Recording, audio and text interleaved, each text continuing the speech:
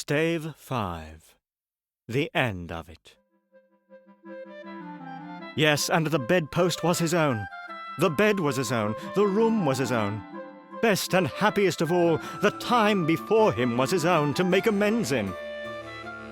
"I will live in the past, the present, and the future," Scrooge repeated as he scrambled out of bed.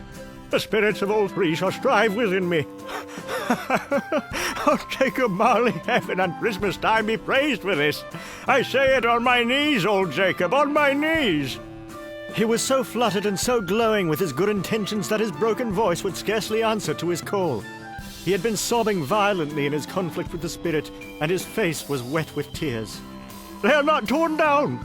cried Scrooge, folding one of his bed curtains in his arm.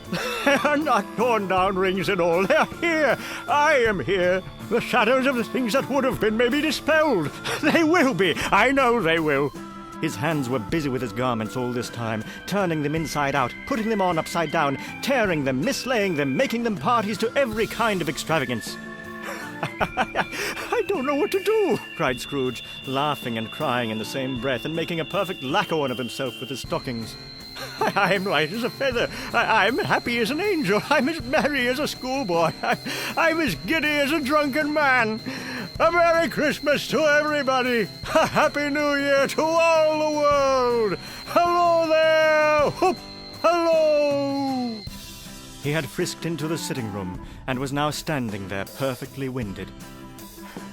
"There's the saucepan that the gruel was in," said Scrooge, starting off again and going round the fireplace. "There's the door by which the ghost of Jacob Marley entered. There's the corner where the ghost of Christmas present sat. There's the window where I met the wandering spirits. It's all right, it's all true, and it all happened." Really, for a man who'd been so out of practice for so many years, it was a splendid laugh, a most illustrious laugh, the father of a long, long line of brilliant laughs. "I don't know what day of the month it is," said Scrooge. "I don't know how long I've been among the spirits. I don't know anything. I'm quite a baby." "Oh, never mind, I don't care. I'd rather be a baby." "Hello! Whoop! Hello there!" He was checked in his transports by the churches ringing out the lustiest peals he had ever heard.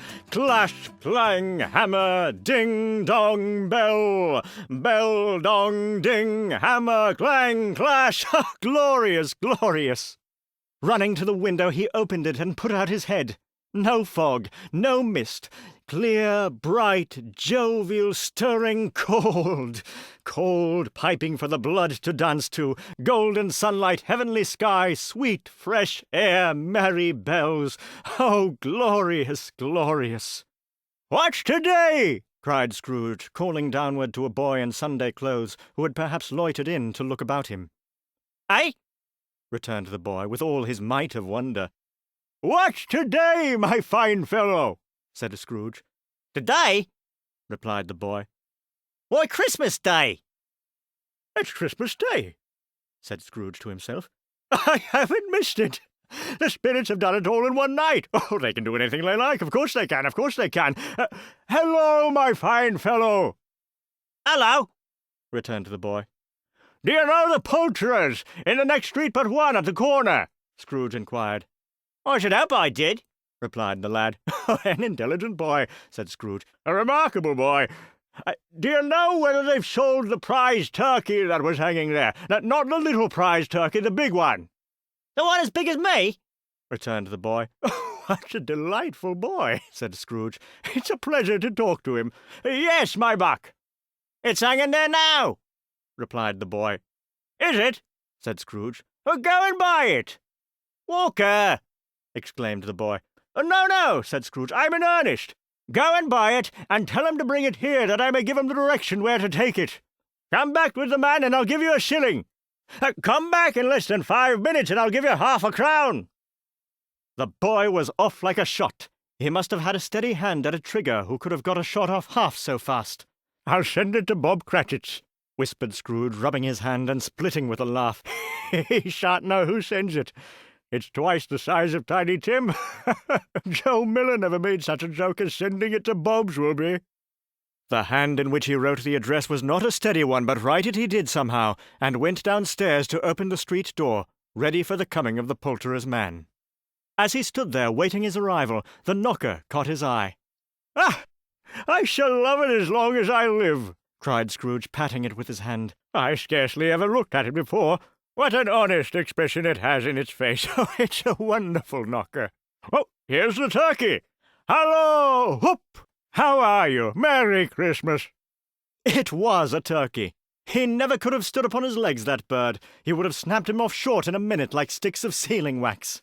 "Oh, it's impossible to carry that to Camden Town," said Scrooge. "You must have a cab." The chuckle with which he said this, and the chuckle with which he paid for the turkey, and the chuckle with which he paid for the cab, and the chuckle with which he recompensed the boy, were only to be exceeded by the chuckle with which he sat down breathless in his chair again, and chuckled till he cried. Shaving was not an easy task, for his hand continued to shake very much, and shaving requires attention even when you don't dance while you're at it. But if he had cut the end of his nose off, he would have put a piece of sticking plaster over it and been quite satisfied. He dressed himself all in his best, and at last got out into the streets. The people were by this time pouring forth as he had seen them with the ghost of Christmas present, and walking with his hands behind him, Scrooge regarded everyone with a delighted smile. He looked so irresistibly pleasant, in a word, that 3 or 4 good-humoured fellows said, "Good morning, sir, a Merry Christmas to you." And Scrooge said often afterwards that of all the blithe sounds he had ever heard, those were the blithest in his ears. He had not gone far, when coming on towards him he beheld the portly gentleman who had walked into his counting-house the day before and said Scrooge and Marley's, I believe. It sent a pang across his heart to think how this old gentleman would look upon him when they met. But he knew what path lay straight before him, and he took it. "My dear sir," said Scrooge, quickening his pace and taking the old gentleman by both his hands, "how do you do? I hope you succeeded yesterday. It was very kind of you. A Merry Christmas to you, sir." "Mr. Scrooge?" "Yes," said Scrooge. "That is my name, and I fear it may not be pleasant to you. Allow me to ask your pardon. And will you have the goodness—" Here Scrooge whispered in his ear. "Lord bless me!" cried the gentleman, as if his breath were taken away. "My dear Scrooge, are you serious?" "If you please," said Scrooge. "Not a farthing less. A great many back payments are included in it, I assure you. Will you do me that favour?" "My dear sir," said the other, shaking hands with him, I don't know what to say to such munificent—" "Don't say anything, please," retorted Scrooge. "Come and see me. Will you come and see me?" "I will," cried the old gentleman, and it was clear he meant to do it. "Thank ye," said Scrooge. "I'm much obliged to you. I thank you 50 times. Bless you."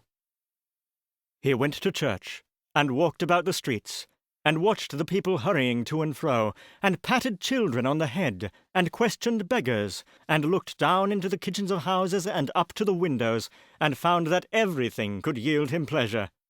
He had never dreamed that any walk, that anything could give him so much happiness. In the afternoon he turned his steps towards his nephew's house. He passed the door a dozen times before he had the courage to go up and knock. But he made a dash, and did it. "Is your master at home, my dear?"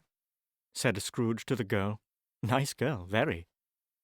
"Yes, sir." "Where is he, my love?" "He's in the dining-room, sir, along with mistress.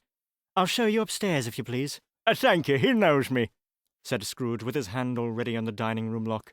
"I'll go in here, my dear." He turned it gently, and sidled his face in round the door. They were looking at the table, which was spread out in great array, for these young housekeepers are always nervous on such points, and like to see that everything is right. "Fred!" said Scrooge. Dear heart alive, how his niece by marriage started. Scrooge had forgotten for the moment about her sitting in the corner with the footstool, or he wouldn't have done it on any account. "Why, bless my soul!" cried Fred. "Who's that?" "It's I, your Uncle Scrooge. I've come to dinner. Will you let me in, Fred?" Let him in. It's a mercy he didn't shake his arm off. He was at home in 5 minutes. Nothing could be heartier. His niece looked just the same. So did Topper when he came. So did the plump sister when she came. So did everyone when they came. Wonderful party, wonderful games, wonderful unanimity, wonderful happiness.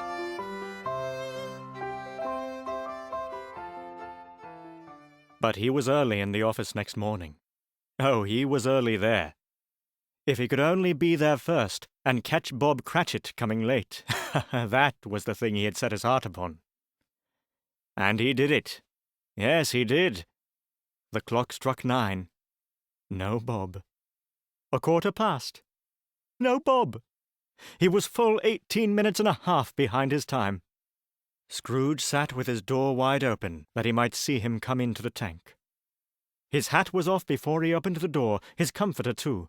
He was on his stool in a jiffy, driving away with his pen as if he were trying to overtake 9 o'clock. "Hello?" growled Scrooge in his accustomed voice, or as near as he could feign it. "What do you mean by coming here at this time of day?" "I'm very sorry, sir," said Bob. "I am behind my time." "You are," repeated Scrooge. "Yes, I think you are. Step this way, sir, if you please." "It's only once a year, sir," pleaded Bob, appearing from the tank. It shall not be repeated. I was making rather merry yesterday, sir." "I'll tell you what, my friend," said Scrooge. "I'm not going to stand this sort of thing any longer. And therefore," he continued, leaping from his stool and giving Bob such a dig in the waistcoat that he staggered back into the tank again, "and therefore, I'm about to raise your salary." Bob trembled, and got a little nearer to the ruler. He had a momentary idea of knocking Scrooge down with it, holding him, and calling to the people in the court for help and a straight waistcoat. "A Merry Christmas, Bob," said Scrooge with an earnestness that could not be mistaken as he clapped him on the back. "A merry Christmas, Bob, my good fellow, that I have given you for many a year. I'll raise your salary, and endeavor to assist your struggling family, and we will discuss your affairs this very afternoon over a Christmas bowl of smoking bishop, Bob. Make up the fires, and buy another coal scuttle before you dot another I, Bob Cratchit." Scrooge was better than his word. He did it all, and infinitely more. And to Tiny Tim, who did not die, he was a second father. He became as good a friend, as good a master, and as good a man as the good old city knew, or any other good old city, town, or borough in the good old world. Some people laughed to see the alteration in him, but he let them laugh, and little heeded them. For he was wise enough to know that nothing ever happens on this globe for good, at which some people did not have their fill of laughter in the outset.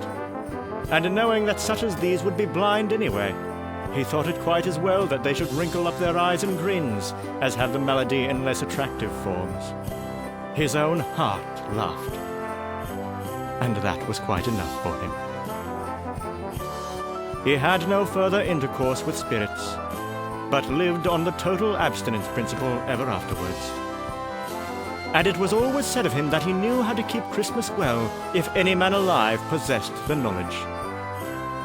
May that be truly said of us, and all of us. And so, as Tiny Tim observed, God bless us, everyone.